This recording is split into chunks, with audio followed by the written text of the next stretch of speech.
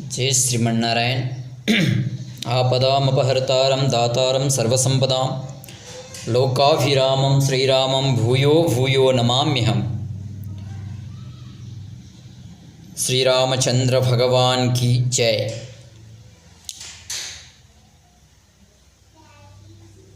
आचार्य चरण कमलेभ्यो नमः। आज हामी भगवान राम र राम जन्मिएको अयोध्याको बारेमा केही कुराहरू भन्न गइरहेका छौं। यो कुरालाई लिएर धेरै चर्चा परिचर्चाहरू भइरहेका छन् र हामीले पनि केही त्यसमा शोधहरू गरेर केही विज्ञहरूसँग केही रामायण इतिहास पुराण वेद सबैलाई जान्ने महापण्डितहरूसँग परामर्शहरू लिएर र शास्त्रको प्रमाणित अनुसार कुराकानी गरेर सानो एउटा भनाइ राख्न गइरहेको छु।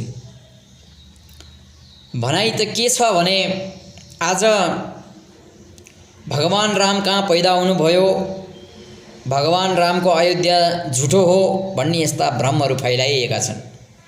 त्यो पनि एउटा देशको प्रधानमन्त्रीद्वारा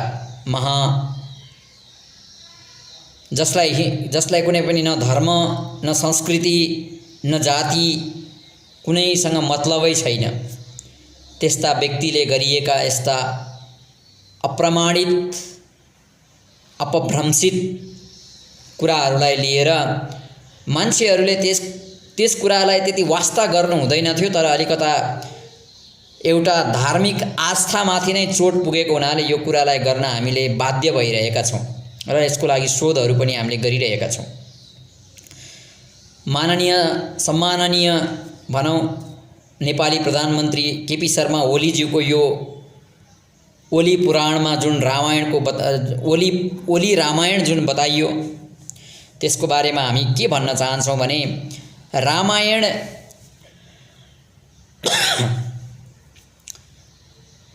हामीले जति पनि कुराहरू सुनेका छौं, बुझेका छौं, पढेका छौं, धर्मशास्त्र वेद व्याकरण इतिहास पुराण सबै कुराहरू जो हाम्रा आचार्य वर्गहरूद्वारा हामीले प्राप्त गर्न सक्छौं, सुन्न सक्छौं, बुझ्न सक्छौं, त्यस्ता कुराहरूलाई लिएर र त्यस कुराहरूको आधारमा हामी आज यो कुरा राख्न गइरहेका छौं।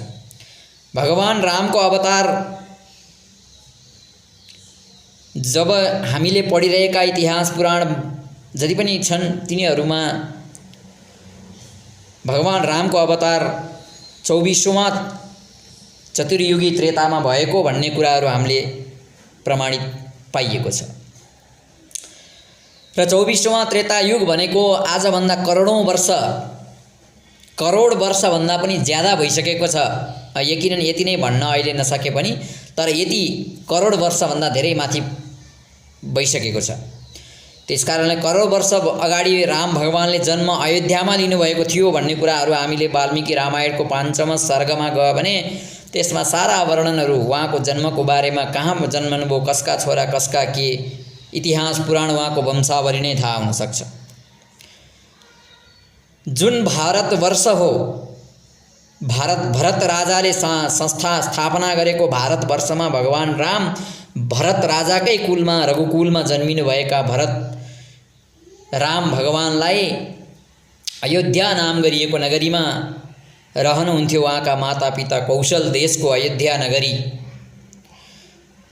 दशरथ महाराजका पुत्रको रूपमा भगवानले अवतार लिनुभयो चतुर्युगी 24औं त्रेतायुगमा। र आज त्यस विषयलाई लिएर भ्रम फैलाइएको छ। राम नेपालमा जन्मिए, राम भारतमा जन्मिए, रामको अयोध्या झुटो हो, यस्ता कुराहरूले एउटा धार्मिक आस्था भगवान रामप्रति आस्था राख्ने व्यक्तिहरूमाथि चोट पुर्याइएको छ।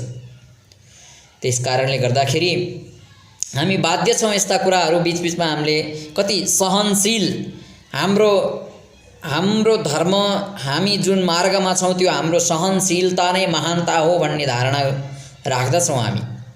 त्यसकारणले सहनशीलताको पनि सीमा नागेपछि असहनशील हुन पुगिन्छ। त्यसकारणले गर्दा भगवान राम अयोध्यामा जन्मिनु भएको थियो। कहाँ जन्मिनु भयो, कसरी जन्मिनु भयो भन्ने कुराहरू भन्दा मानस सरोवरबाट उत्पन्न भएकी कर्णाली, नेपालमा बग्ने जो कर्णाली नदी हो, त्यो नदी भारतमा आएर सरयू नदीको नामबाट प्रख्यात छ र तमसा नदीको बीचमा, सरयू नदीको तट र तमसा नदीको बीचमा 12 योजन लम्बाइ र 3 योजन चौडाइ रहेको नगर जसलाई अयोध्या भन्ने गरिन्थ्यो त्रेतायुगमा, र आज पनि त्यो ठाउँलाई अयोध्या भनिन्छ। आज हामीले पनि त्यसैलाई अयोध्या मानिरहेका छौँ भने त्यस ठाउँमा शास्त्र प्रमाणित रामको अवतार भएको थियो करोडौँ वर्ष अगाडि। र धर्मशास्त्र, वेद, पुराण, इतिहास तपाईहरुले कहीँ पनि गएर हेर्न सक्नुहुन्छ। कयौं पुराणहरूमा भगवान रामको एकचोटि मात्रै अहिलेसम्म अवतार भएको छ। त्यसकारणले गर्दा रामले न नेपालमा अवतार लिनुभयो न भारतमा अवतार लिनुभयो। उहाँले कौशल देशको अयोध्या नगरीमा अवतार लिनुभएको थियो र त्यो भारतवर्षमा पर्दछ। र भारतवर्ष भनेको के हो? तपाईँ हामी आज पनि भारतवर्षे भरतखण्डे आर्यावर्तान्तर्गत ये सब संकल्प पढ्दाखेरि तपाईले पनि कुनै पनि कर्महरू गर्नुपर्दा काम्य कर्म, पुण्य कर्म, जोसुकै कर्म गर्दा पनि संकल्पमा हामीले भारतवर्षे भरतखण्डे भनेर जो भन्ने गर्दछौँ, त्यो भारतवर्षमा भगवान रामले जन्म लिनुभएको हो। न नेपालमा लिनुभयो न भारतमा नै लिनुभयो। र राम न नेपाली हुनुहुन्छ न भारतीय हुनुहुन्छ, राम सिर्फ भगवान हुनुहुन्छ। र उहाँले भगवानको रूप भगवानबाट मनुष्यको रूप धारण गरेर हामीलाई यो संसारमा कसरी चल्नुपर्छ, कुन नैतिकताले चल्नुपर्छ भन्ने नैतिक पाठहरू सिकाएर जानुभएको छ। त्यसलाई हामीले फलो गर्नुपर्छ। यस्ता राजकीय सार्वभौम सत्तामा सार्वभौम राष्ट्रको सर्वोपरि पदमा रहने प्रधानमन्त्री जस्तो व्यक्तिले यस्तो बकमफुसे कुरा गरेको सुहाउँदैन।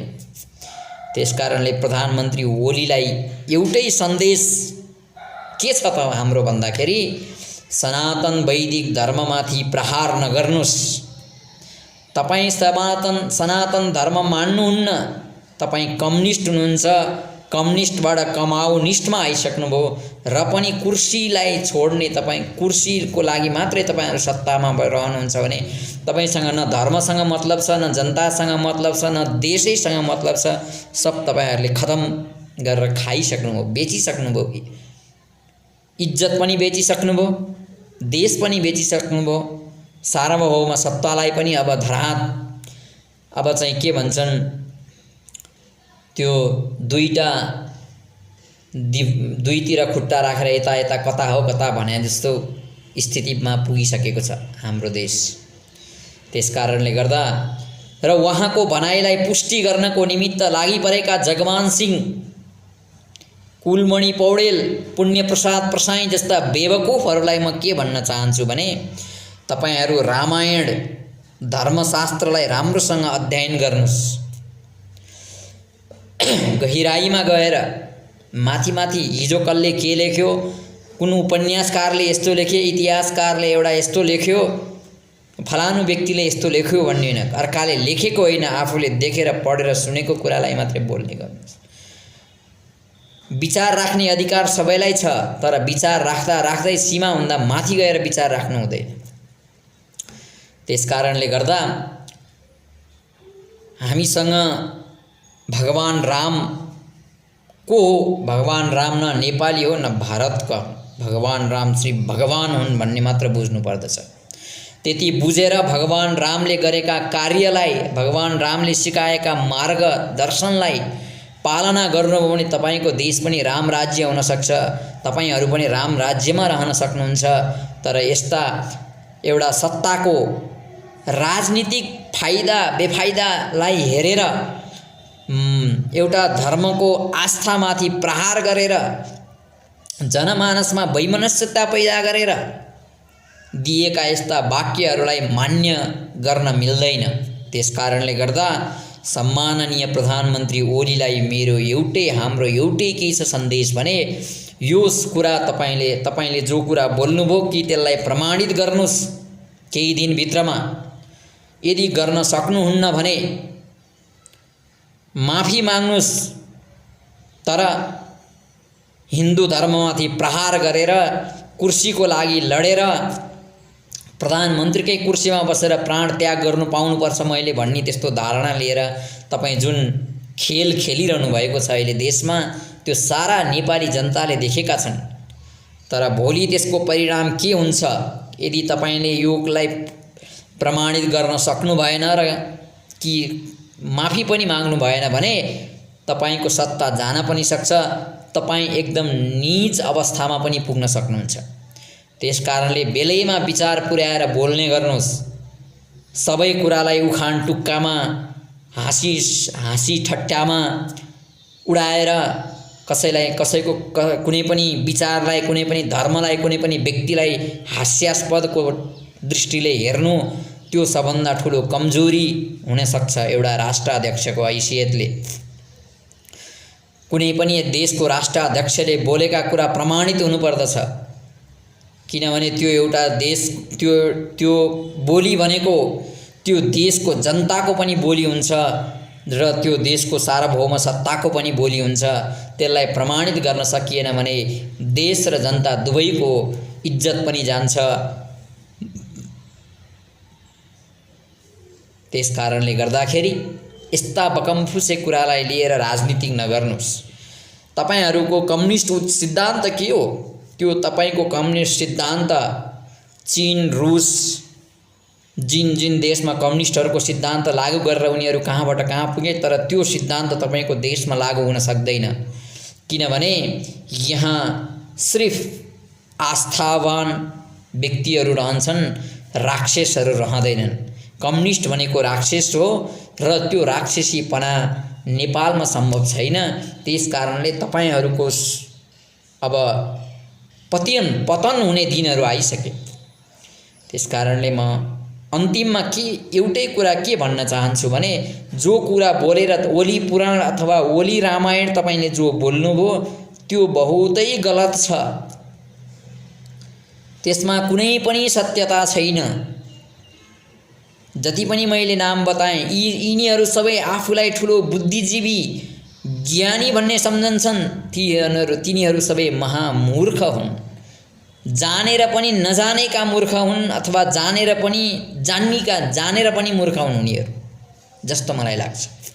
किनभने यस्ता व्यक्तिहरूको पछि लागेर तपाईहरू देशको एउटा इमेज खराब गर्ने काम नगर्नुस्, एउटा धार्मिक द्वन्द्व ल्याउने काम नगर्नुस्। यसले गर्दा आज दुनियाँमा चर्चा परिचर्चाहरू भइरहेका छन्। त्यो कारणले गर्दा यो कुरालाई तपाईले छिटोभन्दा छिटो बन्द गर्नुपर्दछ, टुङ्ग्याउनु पर्दछ, प्रमाण दिएर या माफी मागेर। हैन भने केपी शर्मा ओली को सर्वनाश हुने दिनहरू धेरै टाढा छैनन् भन्ने कुरा म एउटा सामान्य मनुष्यद्वारा भनिएको कुरा हो यो। तर जुनसुकै कुरा पनि एकबाट सुरु भएर त्यो नै सर्वस्व हुन सक्दछ। त्यसकारणले गर्दा यो कुरालाई मनन गरेर केपी शर्मा ओलीले यसलाई सुधार्ने प्रयास गर्नुपर्छ र उनका पछौटेहरूले पनि यो कुरा बुझ्नुपर्छ कि भगवान राम नेपाली या भारतीय होइनन्, सिर्फ भगवान हुन् र उनी हाम्रो हिन्दू सनातन वैदिक धर्मका आस्थाका केन्द्र हुन् र रामले गरेको राजनीतिक शास्त्र तपाईहरू पढ्नुस्। उहाँले गरेका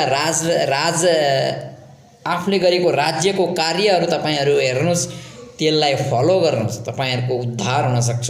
तर रामको नाम लिएर यसरी वैमनस्यता, देश बीचको वैमनस्यता, मानव बीचको वैमनस्यता, धर्म बीचको वैमनस्यता पैदा गरेर यस्तो कुरालाई लिएर चाहिँ तपाईले जो बयान दिनुभयो त्यो चाहिँ अत्यन्त घोर अपराध र हास्यास्पद र घृणित छ भन्न चाहन्छु।